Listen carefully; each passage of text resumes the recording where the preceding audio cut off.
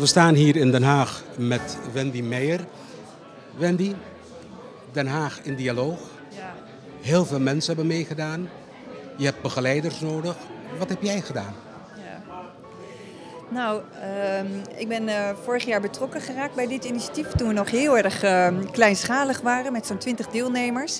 En dit jaar heb ik de rol genomen om meer partijen bij elkaar te krijgen. Zodat we een aantal maatschappelijke partijen hier in Den Haag dit idee hebben geadopteerd en omarmd hebben. Zodat we meer draagvlak kregen in de stad.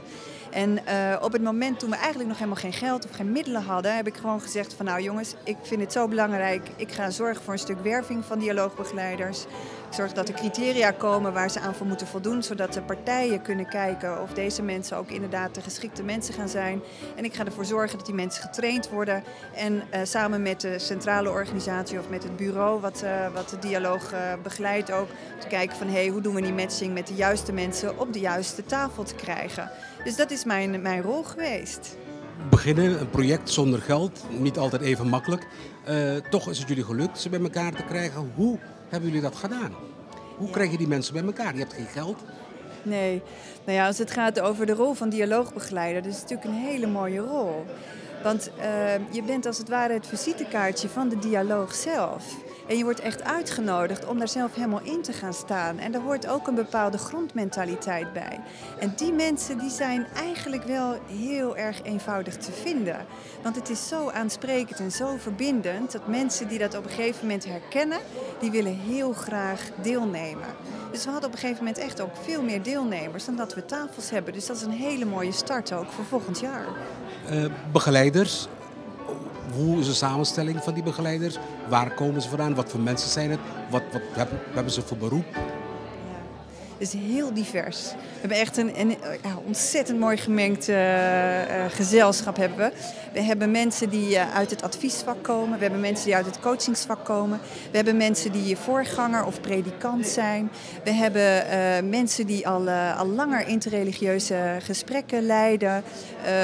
We hebben vrouwen, mannen, qua leeftijd heel verschillende. We hadden ook qua kleurrijkheid alles zo'n beetje aan tafel. Dus ja, we hebben ze ook zo divers mogelijk daarnaar gekeken, maar ze kwamen ook echt naar ons toe, zo divers mogelijk. Dus dat is een heel mooi proces om dat te zien en dat liep heel erg vanzelf. Nou is Den Haag niet, Den Haag is geen Rotterdam, Den Haag is ook geen Amsterdam. En toch is het jullie gelukt begeleiders bij elkaar te krijgen.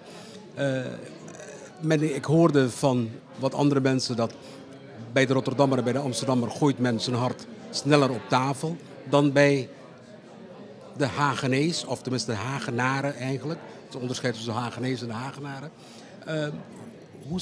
Hoe is de samenstelling van de begeleiders? Zijn dat Hagenezen? Zijn dat Hagenaren? Of is dat ook mensen van buiten de stad? Jeetje, ja, ik vind het een lastige vraag. Want het verschil tussen een Hagenees en een Hagenaar.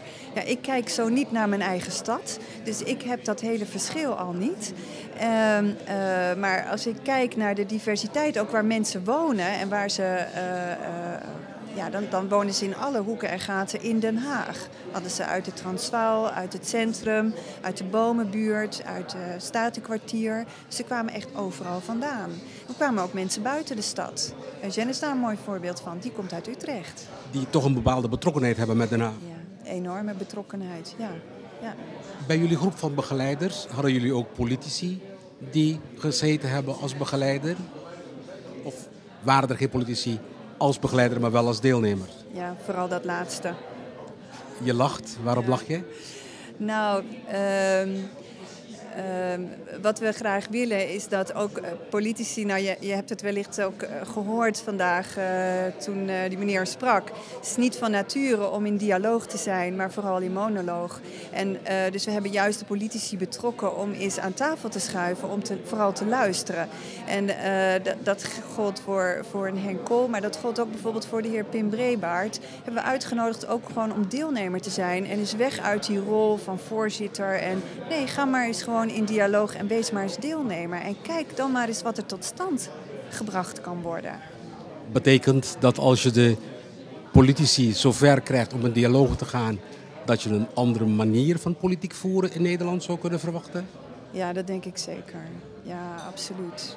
Mag ik dat als een van jouw dromen zien? Ja, absoluut. Ja, in dit hele klimaat wat dat betreft zou meer mogen. Maar ik denk dat de politiek daar echt een mooi voorbeeld in kan zijn. Om dat veel meer uit te dragen en daar ook zelf veel meer in te gaan staan.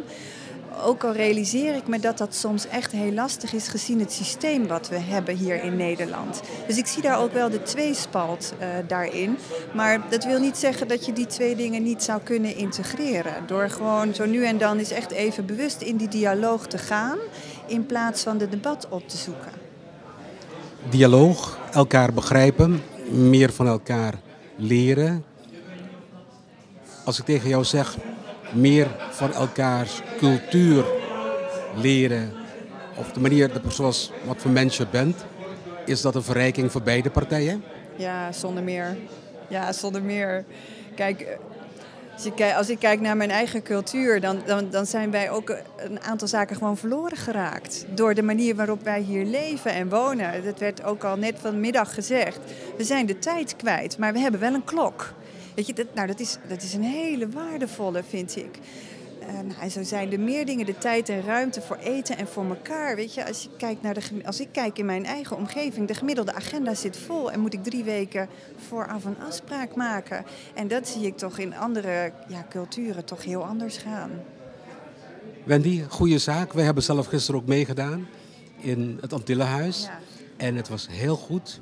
Wij staan er open voor. Wij gaan ermee door. Het is voor ons ook een opening naar onze eigen mensen toe. Wij zijn ervan overtuigd dat wij ook in de toekomst zeker onze bijdrage zullen leveren aan het dialoog in het algemeen. Wendy, dankjewel. Dankjewel ook. En dit was Raymond Labat voor NOS TV in Den Haag.